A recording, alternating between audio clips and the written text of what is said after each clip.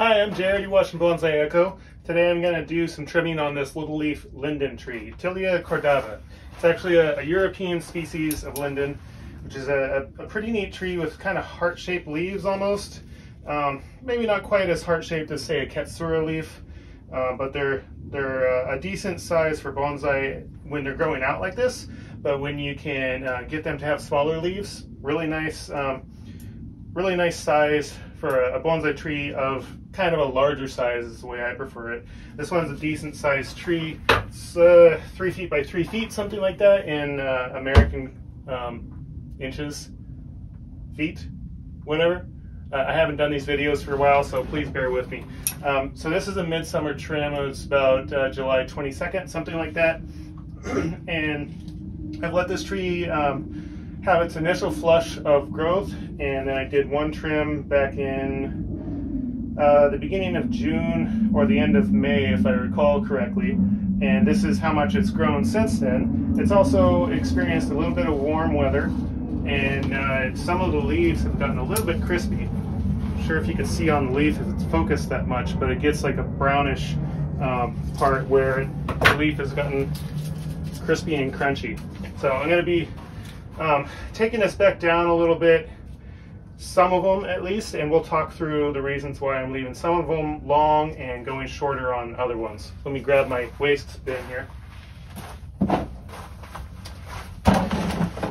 So generally with a large tree like this, I would start by clearing out things that I know I don't need so that they're not poking me in the face as I'm working, and so that I can see the structure that I need to see. Now for a tree that's actually super open like this one, I can usually skip that step and just go right to the trimming. As I go, I'm basically looking for where new leaves start out. And I'm gonna, at this point, I'm not doing wiring. I'm gonna do directional pruning, just picking a leaf. Say I wanted this branch to grow that way, I would pick a leaf that is pointing that way, cut it just past that leaf, and the new branch will start to grow generally in that direction. So let's start here where we can see a lot of the tree. I am looking for somewhat of a drooping sort of profile. So this branch that droops down here, I'm not cutting that off. Now this is something that's not talked about in more traditional style bonsai, is you would cut the lower growing branches off flush with the trunk so you don't have anything down below a trunk, the branch, the main branch, so that you would have nice flat bottoms of your pads of leaves. But I don't want pads of leaves on this. I actually want it to look like a tree that I might see, maybe a huge tree in a field, like in the farms. They used to have that one last tree, I forget the name of it, but they would attach their ropes and everything to this one super strong tree to pull down the rest of the trees, and that would make a clearing for the fields for the farmers. And then once all the other trees were down, there's no other tree to pull this last tree down, and that's why you see a lone tree in the middle of all these fields a lot of times. Anyways, this one I'm going to leave it there because I like it growing down, but I am just going to take and shorten it a little bit, and then I'll continue on from there. You can probably not quite see the detail here, but as I go, you'll start to see the silhouette shrink down a little bit. This will be, at maturity, basically a rounded silhouette. So this long branch, I'm going to keep growing a little bit out here before I decide what to do with it. So I'm letting that stay a little bit long. Has a couple of buddies here, like this guy, who's also staying a bit long. Let's go here. And this will go relatively quick.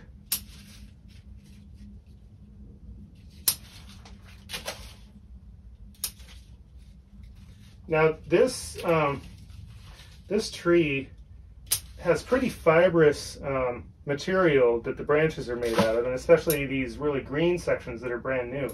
So my scissors, not being super awesomely sharp, are getting a little bit tangled up as I'm doing my trimming.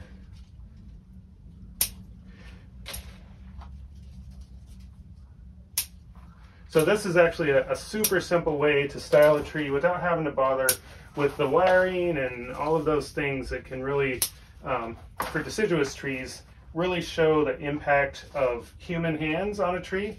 Wire scars come very quickly to a tree that can grow super fast like this in the middle of summer, like we're at here in the northern hemisphere. So I'm going to avoid wiring at this time because I don't want to show wire scars if possible. This tree is actually nearly fully recovered from the wire that was on it. It was in a different shape and the branches were moved in slightly different directions than they are now. I did a hard prune to start this one in this direction. It's kind of typical of what we do as bonsai people, right? We find a tree that we love, but what we really love is what we think we're going to turn it into. And this is the direction that I'm taking this one. Again, this goes pretty quick, but at the same time, Captain Safety, I know you're there. I'm keeping my dull scissors well away from my digits, my fleshy fingers that I don't want to get cut. I have also made many scissor cuts throughout my bonsai life, so I feel pretty comfortable doing this. Now, if you're someone who's a little bit newer to bonsai, seriously, be careful of your fingers. Don't go so fast that you're going to wind up damaging your fingers, because as in cooking, if you get blood on everything, it's not good. Sorry to say, but having that on a tree like this doesn't look great, and it does attract this time of year the type of bees, wasps, hornets that you don't want around your bonsai, because they can get kind of mean when they find a food source and it happens to be something that you're trying to grow real nice. Well, after that kind of dark moment there, I'll give you an update on this. I've already trimmed most of this side, and as I was talking about earlier, I'm just going for a profile at this point. I'm trimming back to not necessarily the first leaf bud that I see on each of these branchlets. This has actually got secondary branching, and I'm starting to work on some sections the finer branching beyond that. So yeah, basically a general profile. And as I'm going, I'll turn this around a lot, because my style of trees, I don't pick a front. I just want to see it pretty nice no matter which way I turn it. So I'll oftentimes wind up trimming a section like this and thinking about it from different angles. What do I want to see on this tree? Now, I could decide that I want this as just a low branch without this top part here, but as I turn it around, this top part gets to be pretty interesting coming out in that direction, and actually probably is a candidate for lowering when I get to the guy wire phase, which I'll do in fall after the leaves have fallen and I can see the structure really well. I, for wiring, tend to use just straight up guy wires, which is basically an attachment point on one end with a wire to another end, and you pull to get the branch in place. It's very low impact on the branch, but it's enough that it creates little stress fractures in the tissues, and as those stress fractures heal, the bark creates new bark around that section, and as it thickens, it will help to hold that in place. You know, this might have to be done several times, and it might have to be held on for longer, but with guy wires, you just have the one cushioned attachment point on a branch, and that doesn't put as much pressure on the whole branch as wire wrapped around it would. So as I move to the top, again, I'm turning the tree around quite a bit because that's what I do. Another branch here that I was letting grow strongly. Up is good for a branch you want to let grow strong because it'll reach the light really nicely, and branches that want to grow up tend to want to become a new top of the tree. They'll be very strong is what I'm saying. This branch, I want it to get thicker because it's down here lower, and lower branches looking thicker are good. But now that it's getting long enough, that'll probably be guy wired down also to go with these other branches and have more droopiness. Up here I'll do a similar thing when it comes to fall. That'll be kind of a fun one to do. If I'm still doing YouTube videos at that time, I'm going to have to do a follow-up on this one for that stage. I've been out of the YouTube spotlight for a little bit because my wife and I have been doing some different things with our work life, and we've both gone through the whole pandemic thing and had to figure out what we want to do with our lives. We both decided we weren't going to stay in the workforce. We wanted to get out, do our own thing.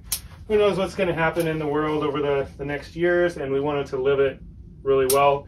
And that didn't include reporting to an employer anymore. So we work for ourselves now. I do bonsai as a business a little bit, and what we've really been focusing on is ceramics, bonsai pots a lot, and also other ceramic pieces like mugs, bowls, those beloved household items that people use on a daily basis.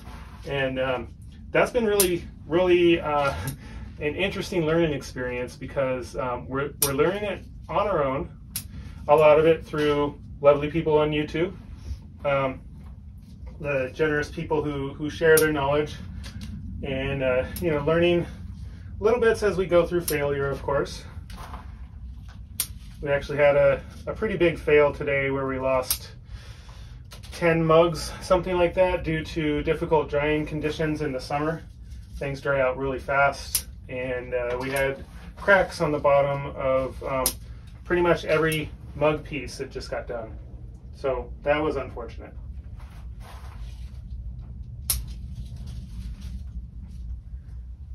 So Candy's going to come down the hill pretty quick here, and she's going to be asking, "Are you doing a video?" And I'm going to go, "Yeah, I'm doing a video."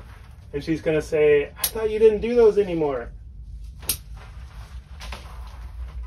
I think she heard me. She actually went back up the hill. We're nearing the end of the trimming session here. That's pretty much it. So it's pretty mounded and rounded.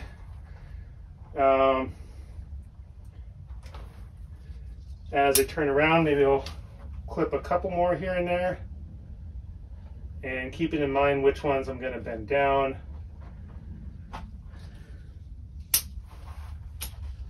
Can't quite see the lower trunk at this point because I don't have the camera set up for that. That'll be also another follow-up, I suppose, when I get to possibly putting this in an actual bonsai pot for next spring. We'll see how the styling goes. Let's take a last look here.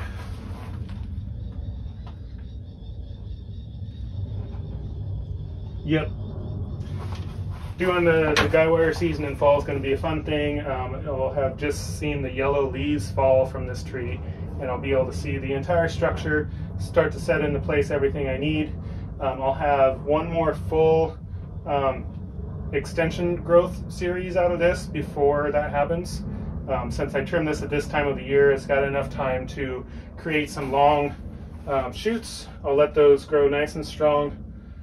And then when I do the wiring for fall, I'll trim those again, kind of basically to profile. So that's it for right now. No partial defoliation on this one right now because it's I don't really need it to have small leaves at this point. I don't need to get light too much into it because it's nice and open. And it's taken pretty much the form that I wanted to. Thanks for being here today. Maybe you'll see me again sometime on YouTube. Have a good one, y'all.